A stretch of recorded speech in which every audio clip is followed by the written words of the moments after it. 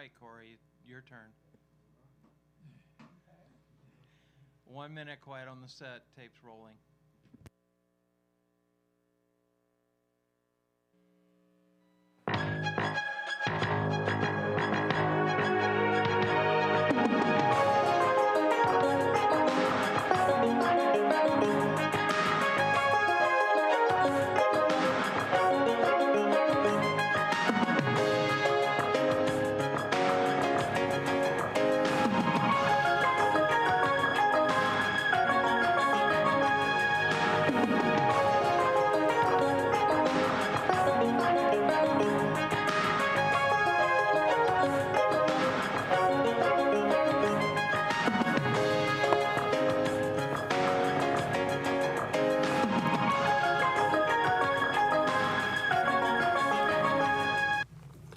Hello and welcome to this edition of Inside View. My name's Cory Burnell and I'll be your host. And we have the pleasure of a returning guest. He's been a frequent guest on our show, Pastor Dave Kinney of First Baptist Church in Angels Camp. Pastor Dave, thank you for joining us. Thank you, Cory. It's an honor to be with you again. Yeah. Well, we love having you on the show because the breadth of activities that you're involved in and that your church are involved in here in our community are very exciting. They're encouraging, and we want to thank you for that fantastic work that you're doing for our community locally. For those who haven't seen you on the show before, or perhaps haven't attended your church at any point, give them a little bit of background, how long you've been the pastor at First Baptist there in Angels. I came up from Southern California, pastoring down there for several years, ordained down there, and started a couple new churches in Southern California, and then felt like it was time to move back up here. I went to Sacramento High, lived in Sacramento for a while. My dad lived in Rancho Murieta. He passed away just recently. And I felt a calling to come back up to this area. And so hooked up with First Baptist Church, believe it or not, 16 years ago. Yeah. And it's been a great journey since then. And the people in Angels Camp, great people. San Andreas, our county is a really blessed county for sure. How far do some of your congregation travel to your church? Yeah, we've got members in Murphy's, San Andreas, Copperopolis, and we have one family that comes from Sonora, or Jamestown area. Yeah. So good crowd that Even comes. Tuolumne County's involved too. Absolutely, yeah. Excellent. And we did just, as a matter of fact, just start a brand new church in Columbia. Oh. It's just a little over a year old. Pastor Mike Redinger is the pastor there. He is doing a great job, and I'm mentoring him, ordained him, and he is reaching a lot of people in that area. So it's really exciting because in our understanding of Columbia, it's kind of an unchurched town. There's only one small church there now, so we have thought that we should have another church there, and so we did, and so Pastor Mike's doing a great job, and we support him and lead him and to do all kinds of things together also.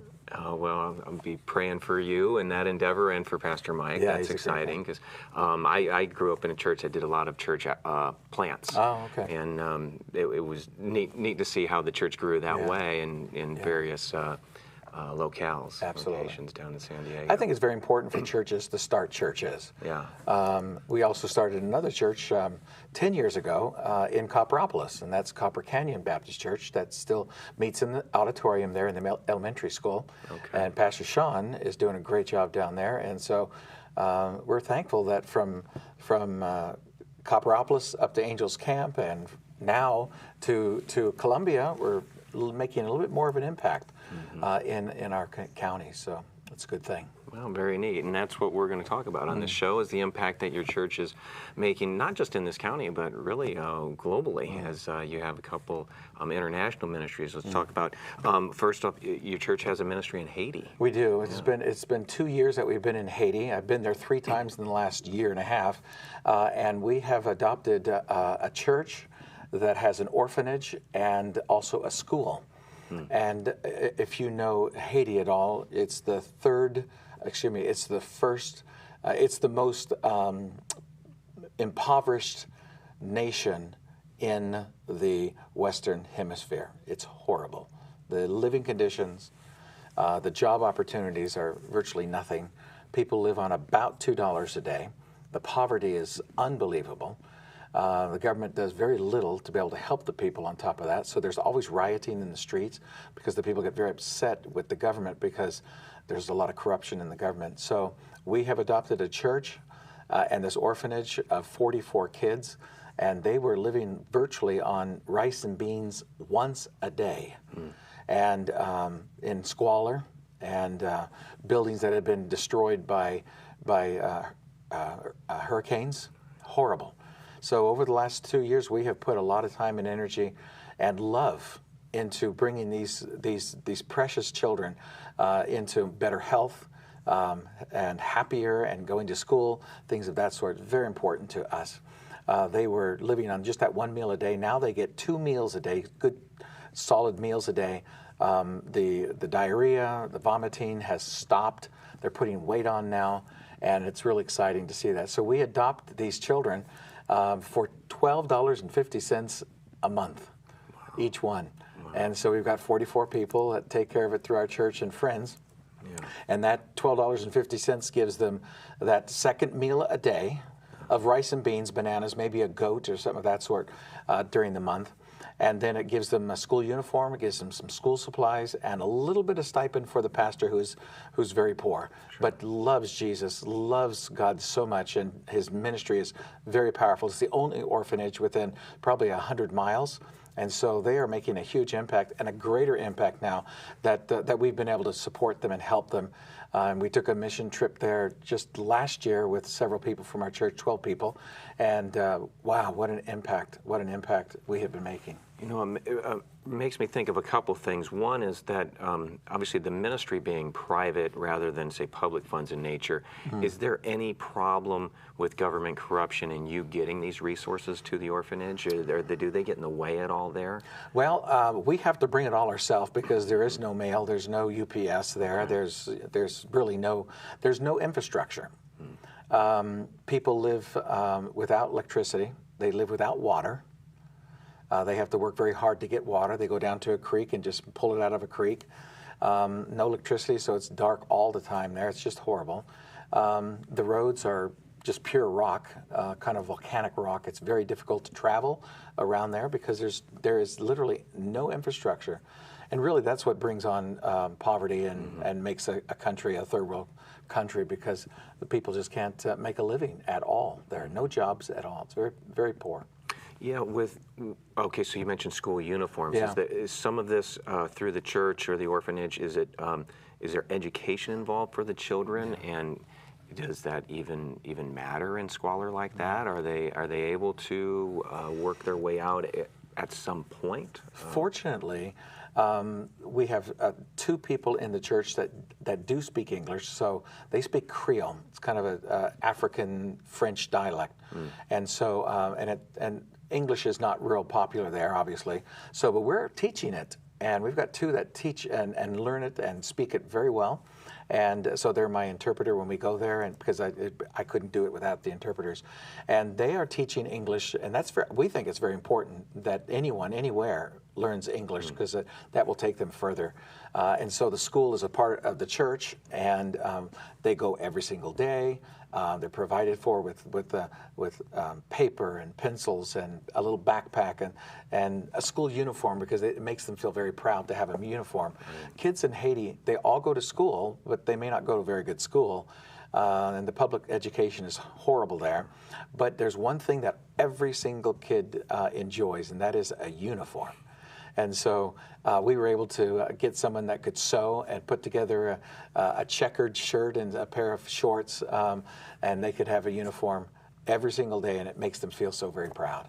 Wow. It's cool. Wow, that's fantastic. Now, how long has First Baptist been involved with this ministry? We're about 2.5 years now into this, and we're just making, I think, a huge impact on these kids' lives. When I see them not throwing up anymore, when I see them, the diarrhea stopping, the little bit of weight going on to their bodies, that is just amazing for me to sense that and see that. And I've seen it twice now. So that's exciting to see that. We're making a difference. You mentioned about 44 people Yeah. in your congregation are involved with the ministry. Are they all traveling to Haiti at times, or are they just helping raise funds here locally? How many? We had 12 people from our church go, a nurse included, so we did a lot of things for them that helped them with their health, blood pressure, eyes. We did an eye outreach and gave them glasses and to clothes, obviously, and tennis shoes and things like that. All of that was a good thing. And money, it doesn't take a lot to be able to take care of these precious people, because we're not talking about going down to Walmart or Target. And so just simple things make them very happy. Just a pair of shoes that they'll wear forever until they wear out. And a shirt, they don't have any luxuries at all. So anything they get, a toy, they make it last forever and ever and ever, which is kind of neat to see that. Yeah, you're right. It's reminded me of a personal experience I had when our family went down to Panama for a couple of months. And one of the most fun things that my kids enjoyed was we'd buy a bunch of toys at the store, put them in the back of the car, and then drive through these, backwater neighborhoods, right, where people are just have the corrugated tin roofing homes and dirt floors and no running water and no electricity that I could see in play. But when a child would come up to the car and get one of those toys, I mean, you thought, they were on cloud nine. Absolutely. I mean, but not only was it fun for them, but for my children and of course myself too. But really, it was quite an impression. Your life changes when you get out of your little neighborhood. That's right. And when you get into other people's lives, your life changes, and the fulfillment is really unbelievable, as you know. Yeah, and you don't really know it until you experience it. So yeah, it's quite a reward. Absolutely. Yeah. Well, now you have, we only have 30 minutes, so we could spend all 30 minutes on your Haitian ministry, but I know the church is also doing a trip to Israel in January, so you want to tell our viewers a little bit about what that looks like? This is a 10-day trip, and obviously we'll do all the popular sites that are available to us as Christians, from starting with the Sea of Galilee and spending time around the different cities that Jesus ministered. We'll take a boat ride across the Sea of Galilee. We will go to, by the way, a synagogue that dates back to the first century that for sure, without a doubt, Jesus preached Luke chapter 4 from. Really? Absolutely. Wow. Yeah. Peter, it's recorded in the Bible that Peter's mother-in-law was ill and sick, and Jesus healed her. They have now found a group of homes that they believe make up at least one of those for Peter's home. And the archaeological remains, the ruins, the discoveries are really amazing in Israel. It's the most digged part of the world. And constantly they're finding something new that's connected to Christianity and to the Old Testament, New Testament. And so we'll be obviously spending lots of time in the Sea of Galilee area. Then we'll be going to Jerusalem and seeing ourselves through all these different locations, which is going to the Temple Mound, where the temple was built first during Solomon's day. And then after that, it was built by Herod, rebuilt the temple. And during Jesus' day, it's amazing. A lot of those rocks are still there. Right. And all of that is still being uncovered, as a matter of fact. The city of David, and that'll be a brand new place that we get to see this time. And I've been 8 times there. But this is now just being uncovered. And the city of David is where, obviously, King David had his palace. That palace now has been unearthed. There is no question of where that palace is, what was in the city of David, which is just outside of the Temple Mound, just down from it. And then the road, this is really exciting, because the very road that he would have walked to go from his palace to the Temple Mound to worship, that road has been uncovered. And that is the same road that Jesus would have walked on also. And we will literally see the place where he was crucified. We will see the place where he was put in a tomb and rose from the dead 3 days later. We will go to what is called Antonio's fortress, and that is the fortress where Pontius Pilate was and gave sentence to Jesus being crucified, and where he was beaten to a pulp and then carried the crossbar for nearly 3 miles through what is called the Via della Rosa, the Way of Suffering, from that portion of Jerusalem to Calvary, to what the Bible calls Golgotha. Golgotha in Aramaic means the place at the skull. And when you look at that, even today, 2,000 years later, you can still see the eye socket and a little bit of the nose. It's pretty striking. And then you could walk from there to what was recorded in the Bible as the garden where he was buried in a borrowed tomb of Joseph of Arimathea. Those tombs are still there today. We don't know which one he was put in, but we know without a doubt where he was crucified, where he was buried, and we will certainly see all of those things, which is pretty exciting. But then on top of that, going to Bethlehem. Most people may not know that Bethlehem is in the West Bank. It is Palestinian. Jews do not go to the Bethlehem. They can't, as a matter of fact. Palestinians will not allow that. And that is obviously where Jesus was birthed. That cave system that made up the stall or the stable, still there today. It's pretty fascinating.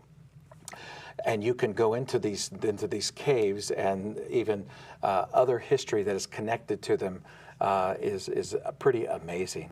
And so we'll be going to that. But then also a highlight, I think, on this trip is going to an orphanage in Bethlehem called New Hope Orphanage, and it is run by Palestinian Christians. They love Jesus tremendously, but they are Palestinian.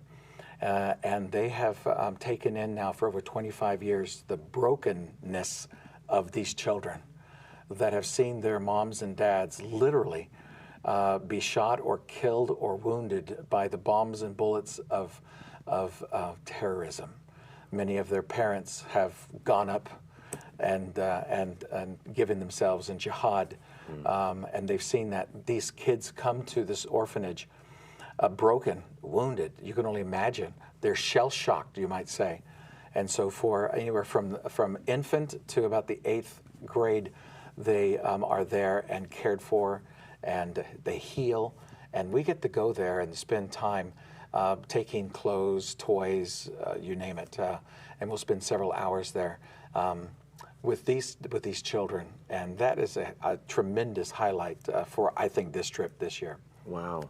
Now, you said Israelis are not allowed into the West Bank by the Palestinians. However, Americans are. I mean, assume they see the benefit in you coming and bringing obviously, aid, but obviously just tourism. Okay. Tourism is booming in Israel, by the way.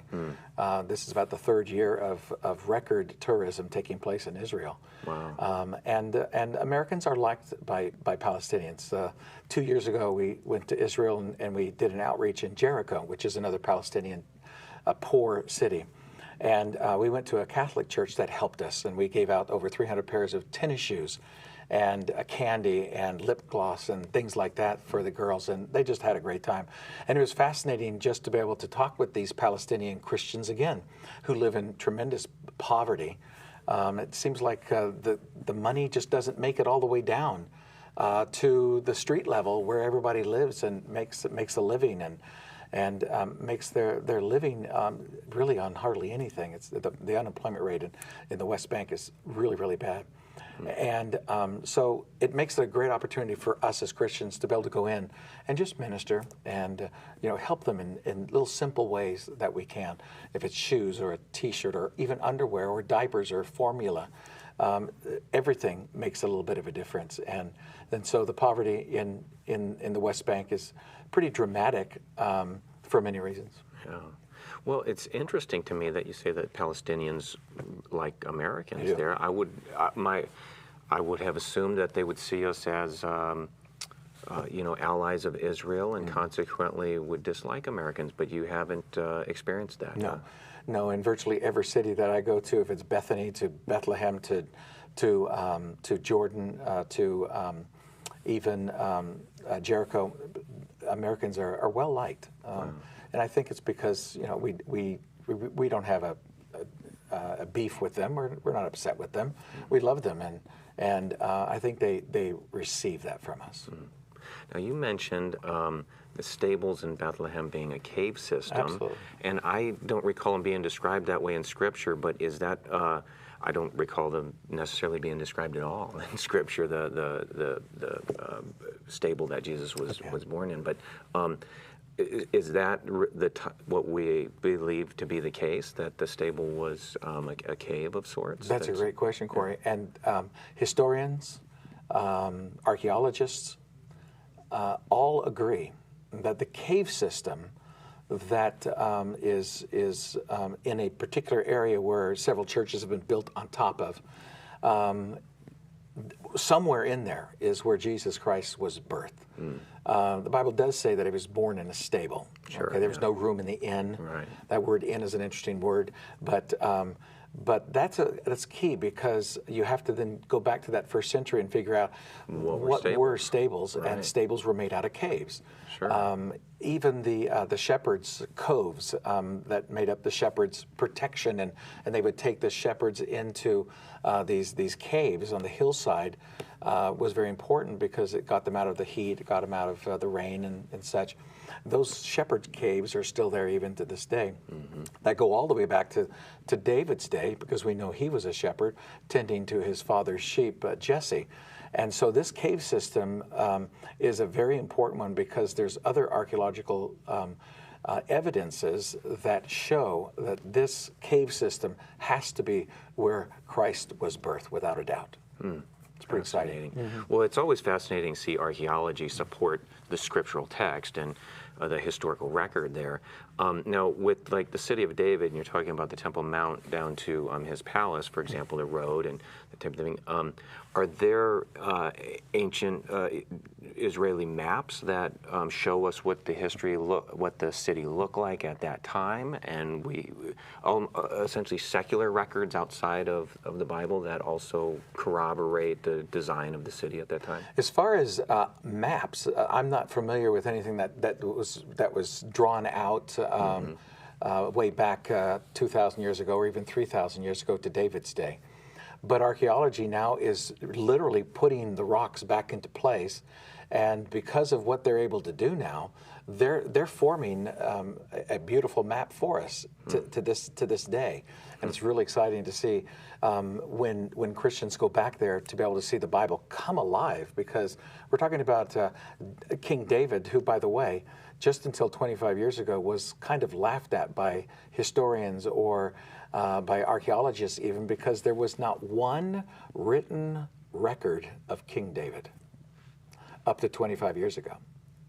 So you can understand that there was some discussion if this guy is this important to the Jewish nation. Outside of the Bible or the Old Testament, you're saying. Outside of that. Okay, yeah. And now there is historian a wealth. Josephus never covered him, nothing like that. Believe it or not, Josephus did not cover him at all. Wow. But now we have all kinds of records and writings and his name, which is very, very fascinating today. So there's no question now, we know that without a doubt, where the Bible tells us that there was a King David 3,000 years ago, who was the one who took the city of Jerusalem back from the Jebusites, existed. Very fascinating. Absolutely. Now, our viewers can actually participate in this trip with you, right? I mean, how many spots are there, and are they filling up fast? We have 14 going from our church and friends, but there's not a problem. I think I can get a seat for maybe 2 or 3 more people if they were interested in going. Mm-hmm. Believe it or not, it's a 10-day trip. It's all-inclusive. That's airfare, hotel, 2 meals a day, all the transportation in Israel. And I work very hard to get a good price for people, and the price for 10 days is $2,900. Wow. It's really unbelievable. Plus, being able to do an outreach to an orphanage that is so important to precious boys and girls. Yeah. And that's when we call that all-inclusive. That's tax, tips, everything out the door. Pretty fascinating. Well, yeah, I'm imagining that airfare to Israel and back isn't all that inexpensive. I would think it's pretty expensive. Absolutely. Yeah, so that does sound like a very good deal. And that's in January, huh? It is January. Mm-hmm. So if people are interested in signing up for that, I imagine they just contact you at the church? Oh, absolutely. Yeah, or go to our website, First Baptist, or our website is fbcac.org. Okay. Initials for First Baptist Church, Angels Camp. Yeah. Okay, excellent. Well, let's talk a little bit about your local ministries here in our remaining 5 minutes. I mean, you mentioned that, of course, your church has a food pantry, and that's been there for some time. But you said you're also ministering to the homeless here in our county. Can you tell our viewers a little bit about that? We've got about 4 or 5 minutes left. We just recently got started with a brand new ministry that is providing showers for the homeless.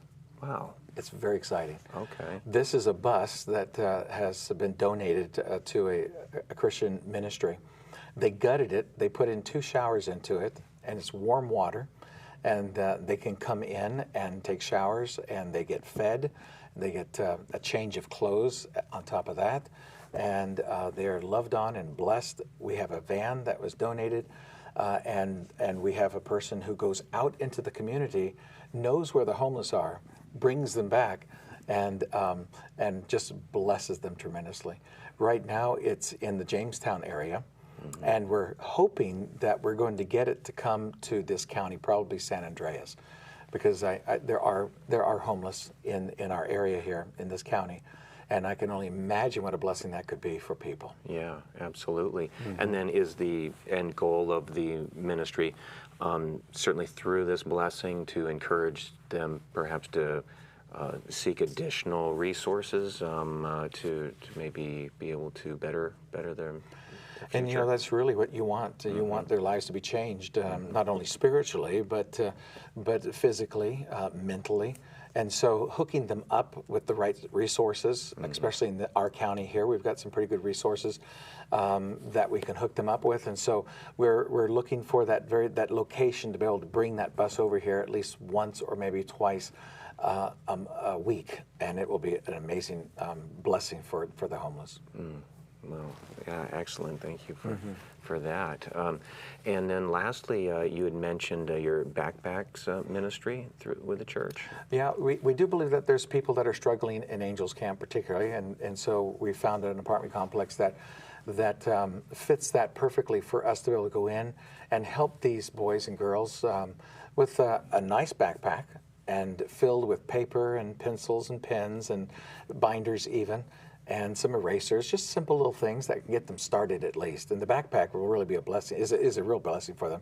And so we've done that for several years now, and we go and have a barbecue and just have a great time in the apartment complex, and it makes a difference. These kids kind of light up, and I can go to school now, and I've got at least a backpack.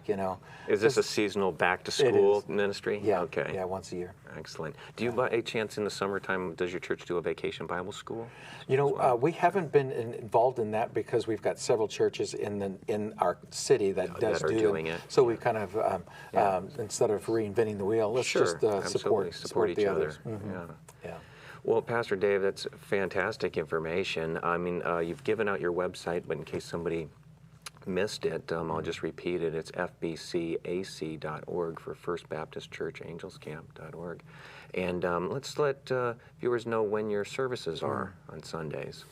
We have a Bible study, what I coin as the fastest, most in-depth Bible study, 50 minutes, and we get through it, and we have a good time, a lot of discussion at 10 o'clock, and then our worship celebration is at 11 o'clock. Okay. Okay, and then any events during the week? We have home Bible studies during the week. We have youth on Wednesdays and children on Wednesdays at 6 o'clock, and they rock out and have a great time. Oh, I bet they do.